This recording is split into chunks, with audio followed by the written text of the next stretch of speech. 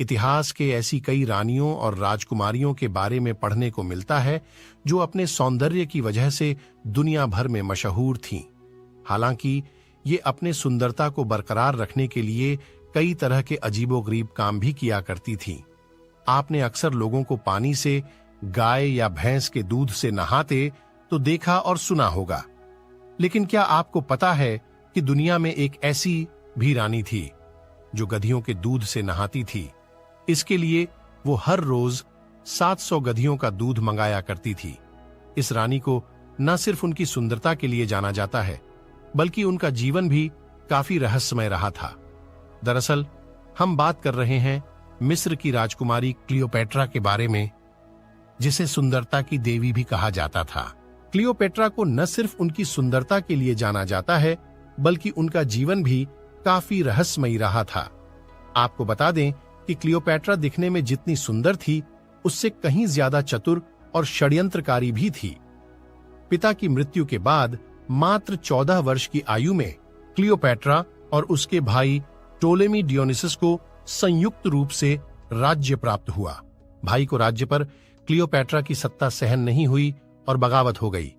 नतीजा ये हुआ कि क्लियोपेट्रा को अपनी सत्ता से हाथ धोना पड़ा और सीरिया में शरण लेनी पड़ी। लेकिन इस राजकुमारी ने साहस नहीं छोड़ा। रोम के शासक जूलियस सीजर को अपने मोह में फंसाकर क्लियोपेट्रा ने मिस्र पर हमला करवाया और सीजर ने टोलेमी को मारकर क्लियोपेट्रा को मिस्र के राज सिंहासन पर बैठा दिया। कहा जाता है कि क्लियोपेट्रा इतनी खूबसूरत थी कि वो राजाओं और सैन्य अधिकारियों को अपनी सुंदरता के जाल में फंसाकर उनसे अपने सारे काम निकलवा लेती थी। इतना ही नहीं, उसे दुनिया की 12 से ज्यादा भाषाओं का भी ज्ञान था। यही कारण था कि वो जल्दी ही किसी से भी जुड़ जाती थीं और उसके सारे राज जान लेती थीं। क्लियोपेट्रा खूबसूरत दिखने के लिए हर रोज 700 गद्दी का दूध मंगाती थी और उससे नहाती थी, जिससे उसकी त्वचा हमेशा खूबसूरत बनी रहती थी। हाल ही में हुए एक शोध में भी यह बात साबित हो चुकी है। तुर्की में हुए एक अध्ययन के अनुसार एक शोध के दौरान जब चूहों को गाय और गद्दी का दूध पिलाया गया तो गाय का दूध पीने वाले चूहे ज्यादा मोटे नजर आए।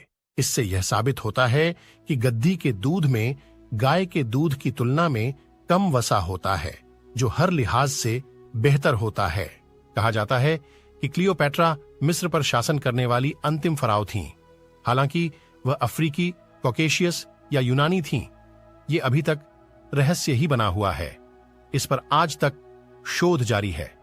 क्लियोपेट्रा की मौत महज 29 वर्ष की आयु में ही हो गई थी, लेकिन उसकी मौत कैसे हुई, ये भी आज तक रहस्य ही बना हुआ है। कुछ लोगों का मानना है कि क्लियोपेट्रा ने सांप से डंक लगवाकर आत्महत्या कर ली थी, तो वहीं कुछ लोग कहते हैं कि उसकी मौत मादक पदार्थ जहर के सेवन से हुई थी। इसके अलावा कुछ लोगों का यह भी मानना है कि सांप से कटवाकर उसकी हत्या कर दी गई थी। क्लियोपेट्रा के बारे में लिखे गए अरब काव्य और यूरोपीय कथाएं बताती हैं कि क्लियोपेट्रा बहुत ही ज्यादा इंटेलिजेंट थी और अपने पिता के विपरीत उसने इजिप्ट की रूपरेखा ही बदल दी थी। वो एक सफल गणितज्ञ थी, एक केमिस्ट थी जिसे दवाओं और जहर की पहचान थी, एक फिलोसोफर थी और खुद ही वो कई सारे काव्य लिखती थी और पढ़ती थी। सीजर के जाने के बाद क्लियोपेट्रा को सीजर के एक सेनानायक एंटनी से प्यार हो गया। इधर रोम के लोग मिस्र की बढ़ती हुई ताकत से परेशान थे और किसी भी हालत में मिस्र की ही एक औरत को एंटनी की पत्नी बनते हुए देखना उनके लिए मुमकिन नहीं था।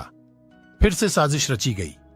एक बार युद्ध के दौरान एंटनी को यह बताया गया कि क्लियोपेट्रा अब नहीं रही, जबकि यह सच नहीं था। इस बात को सुनते ही एंटनी सदमे में आ गया और अपनी ही तलवार पर गिरकर मारा गया। क्लियोपेट्रा के बारे में आपकी क्या राय है, दिए गए कमेंट बॉक्स में बताएं। अगर आपको ये स्टोरी अच्छी लगी है तो इसे शेयर जरूर करें।